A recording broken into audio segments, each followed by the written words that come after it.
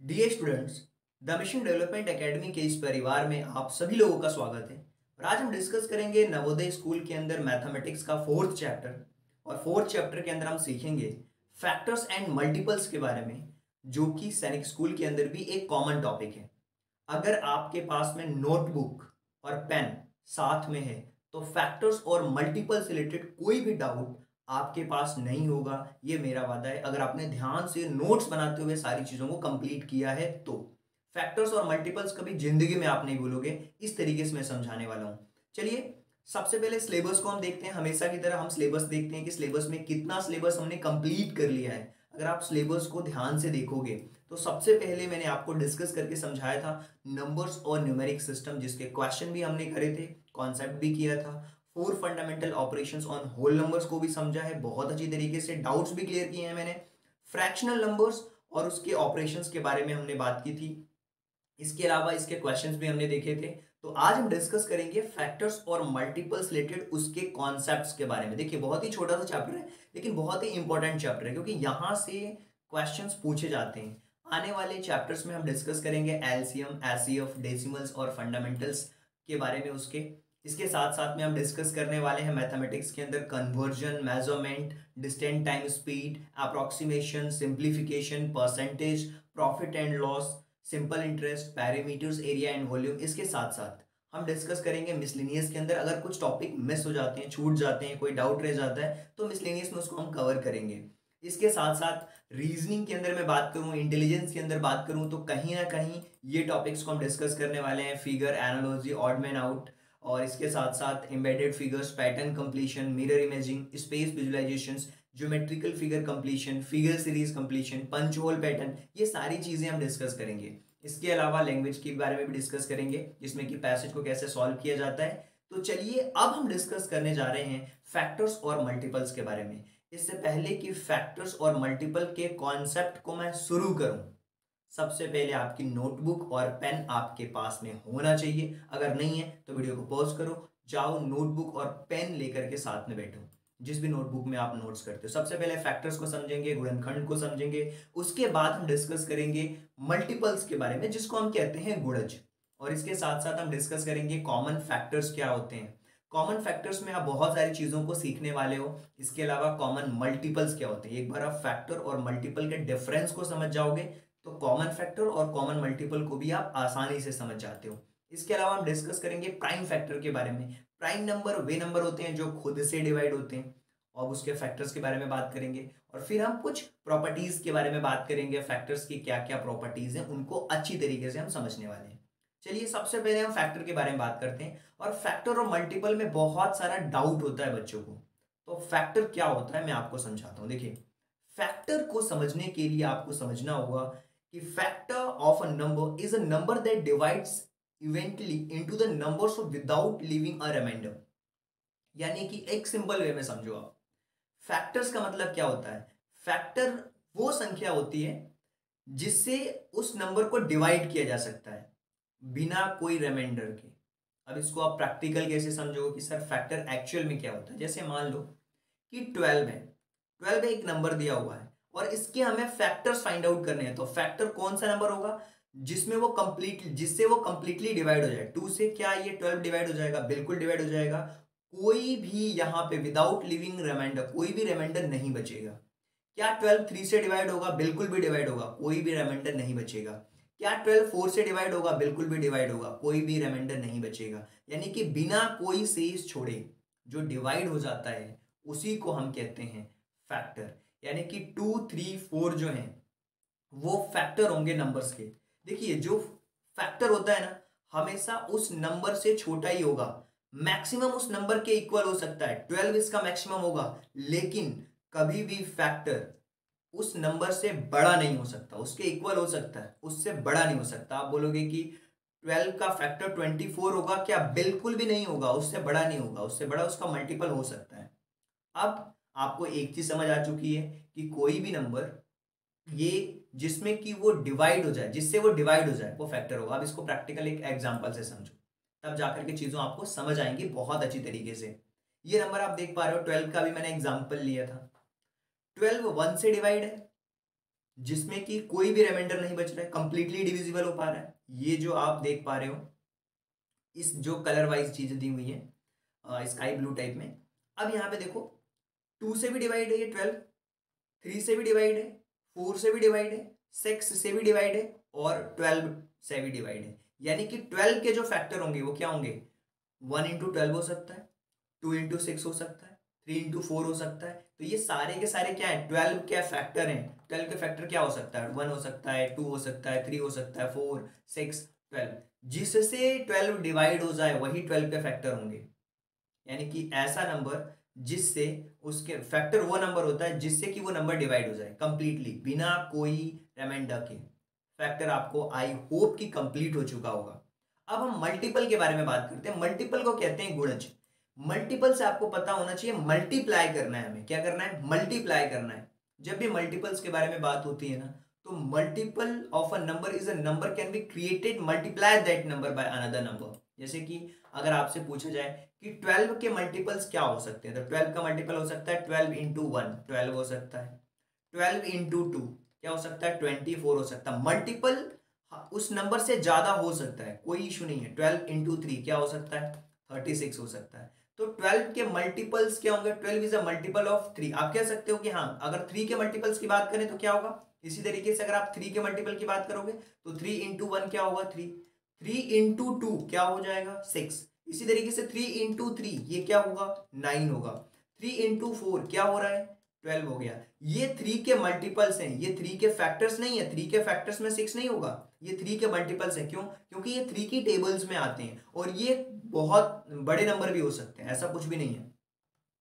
तो हम क्या, जैसे 12 में क्या है, 3 का क्या है, 3 का मल्टीपल है 12। क्यों, क्योंकि 3 की टेबल में आता है। क्यों, 3 इंटू 4 इक्वल टू 12। तो मल्टीपल वह संख्या होती है जिससे उस संख्या को किसी अन्य संख्या से गुणा करके बनाया जाता है। जैसे मान लो 12 है, तो 12 को अगर मुझे फाइंड आउट करना है तो 3 में 4 का मल्टीप्लाई कर रहा हूं तभी तो 12 आ रहा है, किसी और नंबर से गुणा करके बनाया जाता है। और जो फैक्टर होता है उस नंबर में कंप्लीटली डिवाइड हो जाता है अगर वो उसका फैक्टर है। तो मल्टीपल्स मल्टीप्लाई करके निकाले जाते हैं। इस तरीके से आप आसानी से समझ सकते हो। अभी भी अगर आपको डाउट है तो फैक्टर्स और मल्टीपल्स को एक साथ में समझाता हूं ताकि आपको कोई भी डाउट नहीं रह जाए। मल्टीपल्स के कुछ मैं एग्जांपल्स बताता हूं। जैसे 2 के मल्टीपल्स की बात करें तो 2 की टेबल में 10 भी आता है, 2 की टेबल में 20 भी आता है, 2 1 जा 2 भी होता है, 2 4 जा 8 भी होता है, 2 2 जा 4 भी होता है। यानी कि इस नंबर के बराबर इस नंबर से बड़े भी होते हैं मल्टीपल्स। इसी तरीके से अगर मैं बात करूं 3 के मल्टीपल्स की, 3 हो सकता है, 3 5 जा 15 हो सकता है, 3 10 जा 30 हो सकता है। 3 में अगर आप 20 का मल्टीप्लाई कर दो 60 हो जाएगा। 3 में 3 का मल्टीप्लाई कर दो 9 हो जाएगा। मल्टीपल्स मल्टीप्लाई करके फाइंड आउट करे जाते हैं।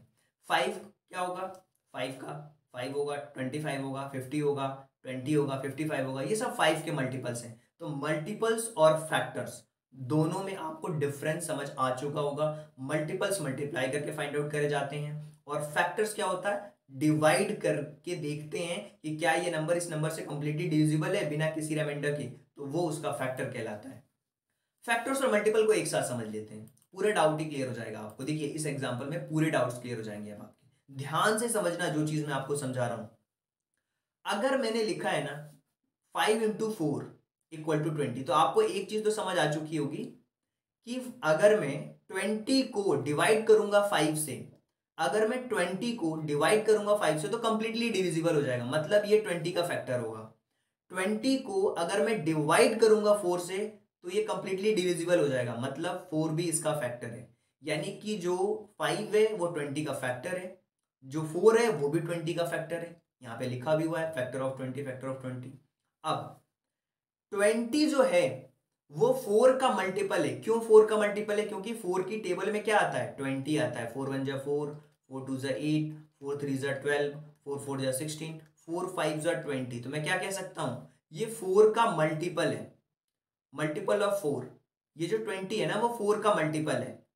क्या 5 का भी मल्टीपल है क्या 20, बिल्कुल है। 5 1 जा 5, 5 2 जा 10, 5 3 जा 15, 5 2 4 जा 20। तो मैं क्या लिख रहा हूं कि 5 का मल्टीपल क्या है, 20 है। 20 क्या है, 5 का मल्टीपल है। 20 क्या है, 4 का मल्टीपल है। आप समझ पा रहे हो। और ये 20 के फैक्टर्स हैं, मतलब जो फैक्टर होते हैं उस नंबर से छोटे हो सकते हैं, उस नंबर के बराबर हो सकते हैं। जो मल्टीपल होगा 20 जो मल्टीपल है किसका मल्टीपल है, 4 का मल्टीपल है, 4 से बड़ा है ना, 5 से बड़ा है ना। इस तरीके से आप समझ सकते हो कि फैक्टर और मल्टीपल में क्या डिफरेंस है। फैक्टर उस नंबर में कंप्लीटली डिवाइड करने पे कोई भी रिमाइंडर नहीं देगा, और मल्टीपल जो होगा वो मल्टीप्लाई करके चेक करते हैं। 4 की टेबल में 20 आता है, मतलब ये 20 जो है 4 का मल्टीपल है। 5 की टेबल में 20 आता है, इसका क्या मतलब हुआ कि 20 जो है वो 20 जो है वो मल्टीपल ऑफ 5 का मल्टीपल है 20। तो ये 4 और 5 का मल्टीपल है 20, और 5 और 4 इसके फैक्टर है। फैक्टर और मल्टीपल में डिफरेंस अगर आपको क्लियर हो चुका है तो अब हम आगे बढ़ेंगे और समझेंगे कॉमन फैक्टर के बारे में। देखिए, कॉमन फैक्टर को समझने के लिए एक सिंपल सा एग्जांपल मैं आपको लेता हूं।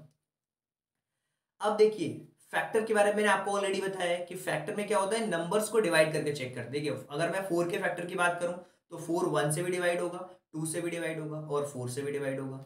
इसी तरीके से 8 के अगर फैक्टर की बात करूं तो 1 से भी होगा डिवाइड, 2 से भी होगा, 4 से भी होगा और 8 से भी होगा। 12 की बात करें तो 1 से भी होगा, 2 से भी होगा, 3 से भी होगा, 4 से भी होगा, 6 से भी होगा और 12 से भी होगा। ये 12 के फैक्टर यहाँ पे मैंने लिखे हैं, यहाँ पे 8 के फैक्टर्स लिखे हैं और यहाँ पे 4 के फैक्टर्स हैं। कॉमन मतलब कि इनके बीच में कॉमन क्या है, ये आप कलर से देख रहे हो, ऑलरेडी मैंने किया हुआ है कलर्ड। तो आप यहाँ पे क्या कह सकते हो कि यहाँ पे जो 4 है ना वो कॉमन फैक्टर है। किसका कॉमन फैक्टर है, 4 8 और 12 के अंदर जो कॉमन फैक्टर है वो 4 है। 4 12 और 8 के अंदर जो कॉमन फैक्टर है वो क्या है, वो क्या है हमारे पास में, वो है हमारे पास में कंप्लीटली 4। 4 क्योंकि कॉमन है। तो कॉमन फैक्टर्स में आप समझ पा रहे हो कि जो कॉमन हो, और कॉमन फाइंड आउट करने के लिए मिनिमम 2 नंबर होने चाहिए आपके पास में, 2 से ज्यादा भी हो सकते हैं। जैसे यहाँ पे 3 नंबर्स दिए हुए हैं, 4 8 और 3, 3 नंबर दिए हुए टोटल। 2 नंबर कम से कम होना चाहिए, तभी तो आप कॉमन फाइंड आउट कर पाओगे। कॉमन फैक्टर्स के बाद बात होगी। अब हम बात करेंगे कॉमन मल्टीपल के बारे में। अब देखिए, हमेशा यहाँ पे मल्टीप्लाई होगा कॉमन मल्टीपल में। अब देखिए, 2 के मल्टीपल क्या होंगे, 2 की टेबल। 3 के मल्टीपल क्या होंगे, 3 की टेबल। 4 के मल्टीपल क्या होंगे, 4 की टेबल। 6 के मल्टीपल क्या होंगे, 6 की टेबल। 8 के मल्टीपल क्या होंगे, 8 की टेबल। तो यहाँ पे 2 की टेबल मैंने लिखी है, यहाँ पे 3 की, यहाँ पे 4 की, यहाँ पे 6 की, यहाँ पे 8 की। तो इनके बीच में जो कॉमन मल्टीपल मिला है, हमें क्या मिला है, हमें देखिए यहाँ पे तो अगर मैं इन इन नंबर्स की बात करूं तो यहाँ पे 12 भी है, ये 12 है, ये 12 है, ये 12 है। तो अगर मैं केवल 2 3 4 6 की बात करूं तो इनके बीच में कॉमन मल्टीपल तो 12 भी आ रहा है और 24 भी आ रहा है, बिल्कुल आ सकता है। लेकिन अगर मैं 8 को भी काउंट कर लेता हूं यहाँ पे तो इसमें तो 12 नहीं आ रहा है, लेकिन यहाँ पे जो कॉमन है सब में 24 है, 24 है, 24 है। तो आप क्या कह सकते हो कि 24 इज अ मल्टीपल ऑफ 2 3 4 6 और 8। इसके जो मल्टीपल है ना, 2 3 4 6 8 के मल्टीपल कौन है, 24 है। क्यों, क्योंकि 2 में मल्टीप्लाई करोगे किसी नंबर का तो 24 जरूर आएगा। 3 में मल्टीप्लाई करोगे किसी नंबर का 24 जरूर आएगा। 4 में मल्टीप्लाई करोगे किसी नंबर का 24 जरूर आएगा। 6 में मल्टीप्लाई करोगे किसी नंबर का 24 जरूर आएगा। अच्छा, अब आपको समझ आ चुका है कि अगर 24 इन सबका मल्टीपल है तो 24 के ये फैक्टर हो सकते हैं। 2 बिल्कुल हो सकते हैं, 3 भी फैक्टर हो सकता है 24 का, 4 भी फैक्टर हो सकता है, 6 भी फैक्टर हो सकता है। फैक्टर और मल्टीपल एक दूसरे के इनवर्स हैं, आप समझो। और 8 जो है वो भी हो सकता है इसका, 12 भी हो सकता है, 24 भी हो सकता है इसका फैक्टर। तो ये इसके फैक्टर है 24 के। फैक्टर्स और मल्टीपल्स को समझने के बाद कॉमन फैक्टर और कॉमन मल्टीपल भी आपको समझ आ चुके होंगे। आगे बढ़ते हैं। बहुत सिंपल सा चैप्टर है ये, बहुत छोटा सा और सिंपल सा चैप्टर है। मैं आपको समझा रहा हूं ताकि आपका बेस स्ट्रॉन्ग हो सके क्वेश्चन को समझने के लिए।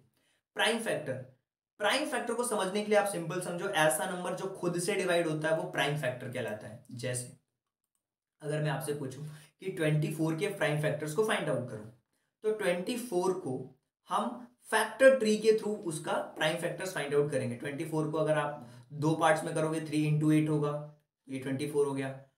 अब यहाँ पे देखो, अब हम 8 को क्या करेंगे, 2 पार्ट्स में करेंगे, 2 इंटू 4, 4 2 8। इसी तरीके से इसको भी करेंगे, ये हो गया। अब यहाँ पे 24 को देखिए, 12 इंटू 2 किया मैंने, फिर 12 को किया 2 इंटू 6, फिर इसको किया। तो यहाँ पे क्या हो रहा है, हमें केवल प्राइम नंबर्स को रखना है। देखिए 2 प्राइम नंबर है, 2 प्राइम नंबर है, 2 प्राइम नंबर है और 3 भी प्राइम नंबर है। तो ये सारे के सारे प्राइम फैक्टर कहलाएंगे इसके। तो 24 के जो प्राइम फैक्टर होंगे वो क्या हो जाएंगे, 2 into two, 2 into two into two, 3 times 2 है और 1 टाइम 3 है। तो ये क्या है 24 के प्राइम फैक्टर। इसी तरीके से मैं आपसे पूछ लूँ कि आप मुझे ये बताओ कि 28 के या 36 के प्राइम नंबर्स क्या होंगे, 36 के प्राइम नंबर क्या होंगे या 28 के प्राइम नंबर क्या होंगे। तो सिंपल फाइंड आउट कर सकते हो। देखिए 36 को अगर सॉल्व करना है तो मैं क्या करूंगा, 3 इंटू 12 करूंगा। अगर 12 को सॉल्व करना है तो 2 इंटू 6 करूंगा। फिर 6 को करना है 3 इंटू 2 करूंगा। तो यहाँ पे देखिए ये इसका प्राइम नंबर है, ये भी प्राइम नंबर है, ये भी प्राइम नंबर है और ये भी प्राइम नंबर है। यानी कि टू टाइम्स क्या हो रहा है, 2 टाइम्स 2 हो रहा है और 2 टाइम्स 3 हो रहा है। तो इस तरीके से हम देख सकते हैं ये इसका प्राइम फैक्टर होगा। अगर मुझे 28 का फैक्टर्स फाइंड आउट करना है तो 28 को भी हम अलग अलग पार्ट्स में कर लेंगे। जैसे 28 का करना हो तो मैं क्या कर सकता हूँ, 7 इंटू 4 कर सकता हूँ और इसी तरीके से 4 का 2 और 2 कर सकता हूँ। तो 7 2 2 यानी कि 2 इंटू 2 इंटू 7, ये इसका क्या हो जाएगा, ये इसका प्राइम फैक्टर हो जाएगा। क्यों, 2 भी खुद से डिवाइड है, 2 भी खुद से डिवाइड है और ये 7 भी खुद से डिवाइड है। अगर आप कहते हो कि सर 24 को क्या हम 6 इंटू 4 लिख सकते हैं, लिख सकते हो, लेकिन ये इसका प्राइम फैक्टर नहीं है। क्यों, क्योंकि 6 तो 2 से भी डिवाइड है और 3 से भी डिवाइड है और ये 4 2 से भी डिवाइड है और 4 से भी डिवाइड है। तो इस तरीके से अगर हमें प्राइम फैक्टर फाइंड आउट करना है किसी भी नंबर का तो ऐसे नंबर्स प्राइम फैक्टर्स के फैक्टर में होना चाहिए जो खुद से डिवाइड होते हैं। जैसे 2 हो गया और यहाँ पे 3 लिखा हुआ है, एक 4 टाइम्स 2 टू टाइम्स 3 है, सॉरी यहाँ पे 24 का क्या है 3 टाइम्स 2 है और 1 टाइम 3 है। तो ये 24 का क्या हो गया, फैक्टर हो गया। तो प्राइम फैक्टर के बारे में आप समझ पाए होंगे कि प्राइम फैक्टर एक्चुअल में क्या होता है।